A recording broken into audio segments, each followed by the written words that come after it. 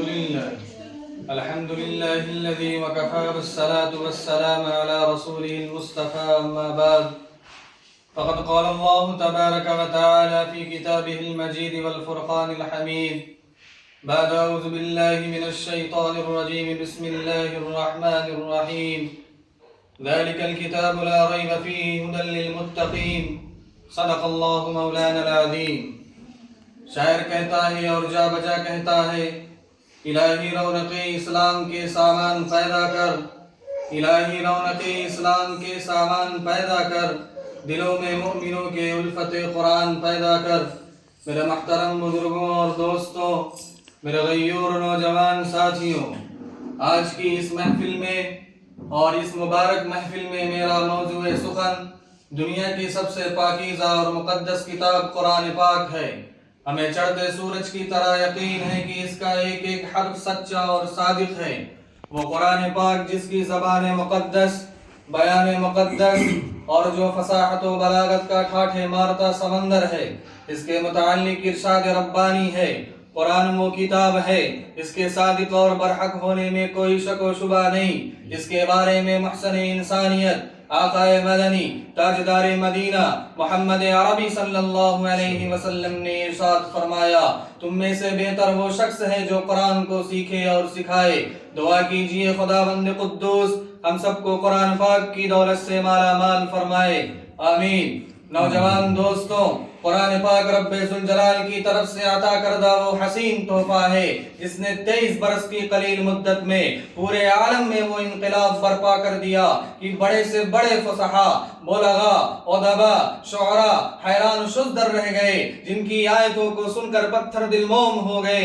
میرے عزیز ساتھیوں، یہی وہ قرآن ہے جو رہتی دنیا تک کے انسانوں کے لیے سراپا ہدایت و رحمت ہے. یہی وہ قرآن ہے جس نے رسول کی رسالت کو اعزاز بخشا. یہی وہ قرآن ہے جس کی مثل پیش کرنے سے عرب کے فصیح و بلیغ زبادانی کا دعویٰ کرنے والوں نے گھٹنے ٹیک دیے. یہی وہ قرآن ہے جو سچائی اور امانت داری کا درس دیتا ہے. یہی وہ قرآن ہے جس کے بدولت عمر فاروق رضی اللہ تعالی عنہ کو ایمان نصیب ہوا. یہی وہ قرآن ہے جس کی مثل پیش کرنے کے لیے عرب کے فصیح و بلیغ زبادانی کا دعویٰ کرنے والوں نے گھٹنے ٹیک دیے. اور یہی وہ قرآن ہے جس کی حفاظت کا وعدہ خود خالق کائنات نے فرمایا.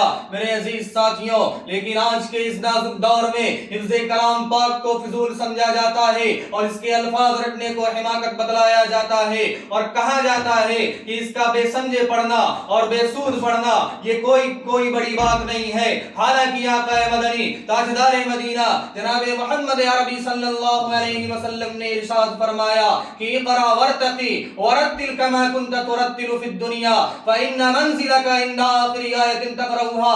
اللہ کہہ رہا ہے کہ قرآن کو پڑھتا جا اور جنت کے درجوں پر چڑھتا جا اور ٹھہر ٹھہر کر پڑھ، جیسا کہ تو دنیا میں ٹھہر ٹھہر کر پڑھا کرتا تھا. بس تیرا مقام اور ٹھکانہ وہی ہے جہاں آخری آیت پر پہنچے. اور یہیں تک نہیں، بس اللہ آگے فرما رہا ہے قیامت کا دن ہوگا اور ایسے 10 آدمی جن کے اوپر جہنم کو واجب کر دیا جائے گا، لیکن یہ حافظ قرآن اپنے رب کی بارگاہ میں سفارش کرے گا تو رب تعالی اس کی سفارش کو قبول فرما کر اس کو قبولیت سے نوازے گا. لیکن آج افسوس سر افسوس، آج ہمارے معاشرہ اور ہمارے گھروں کا یہ حال ہے کہ بالکل جا بجا قرآن پاک کی کھلم کھلا مخالفت ہو رہی ہے. سنت رسول کا جنازہ نکالا جا رہا ہے، ہر گھر عیاشی کا اڈا بنا ہوا ہے. کتنے دن ہو جاتے ہیں کہ قرآن پاک کو کھولنے تک کی نوبت نہیں آتی ہے. ہر گھر کا یہی حال بنا ہوا ہے. حال یہ ہوتا ہے جب بچہ چھوٹا ہوتا ہے، 2 سال اور 3 سال کا ہوتا ہے، تو ہمارے پیرنٹس، ہمارے والدین اس کو دینی مدارس میں داخلہ نہ کرا کر کے اسکول اور کالج کی سلاخوں کے پیچھے ڈھکیل دیتے ہیں جہاں پر کیٹ اور ڈاگ جیسی تعلیم دی جاتی ہے. اور پھر سوچتے ہیں کہ بچہ میری فرما برداری کرے گا.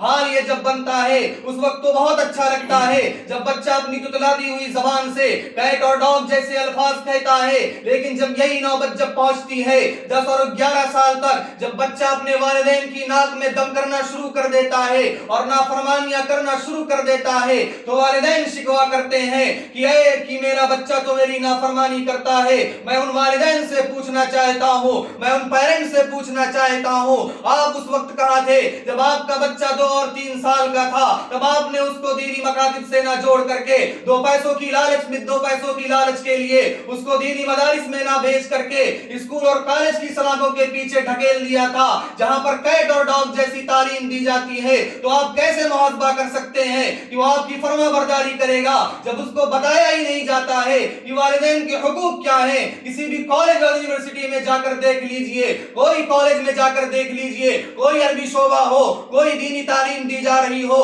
کوئی قرآن پاک کے بارے میں بتایا جا رہا ہو، کوئی اردو کا پروجیکٹ پڑھایا جا رہا ہو، ہرگز نہیں۔ لیکن ہمارا معاشرہ اور ہمارے گھروں کا یہ حال ہے، ہم اس کو 2 پیسوں کی لالچ دے کر کہ اگر یہ دینی مدارس میں جڑے گا تو کھائے گا کہاں سے؟ میں آپ سے پوچھنا چاہتا ہوں، اللہ رزق اپنے اندر لے رکھا ہے، رزق کسی اور کوئی اور دینے والا نہیں۔ اللہ رب العزت جہاں سے چاہتا ہے وہاں سے رزق ادا کرتا ہے، اور اللہ فرما رہا ہے، ایک نہیں بلکہ کئی جگہ فرمایا ہے، ان اللہ یرزق من یشاء بغیر حساب، بے شک اللہ تعالیٰ رزق دینا چاہے تو بغیر حساب و کتاب کے عطا کرتا ہے۔ میرے عزیز ساتھیوں، اس لیے میں آپ سے درخواست کرتا ہوں کہ اپنے اوقات کو سمجھیں اور قرآن پاک کی کھلا مخالفت کرنا چھوڑ دیں، اور سنت نبوی صلی اللہ علیہ وسلم کو اپنے گھروں میں زندہ کریں، اور نبی پاک علیہ السلام کی سنتوں پر عمل کریں۔ اور ایک واقعہ نوٹ کر کے میں اپنی بات کو ختم کرتا ہوں۔ میرے استاد محترم حضرت مولانا مفتی احمد شمیم صاحب استاد تفسیر مدرسہ عربیہ ریاض العلوم گرینی فرماتے ہیں، پاکستان میں ایک بڑا دردناک واقعہ پیش آیا۔ آپ حضرات کو معلوم ہوگا سوشل میڈیا کا زمانہ چل رہا ہے، ایک نیٹ پر ایک چینل وائرل ہوتا ہے امیتابھ بچن کا، کون بنے گا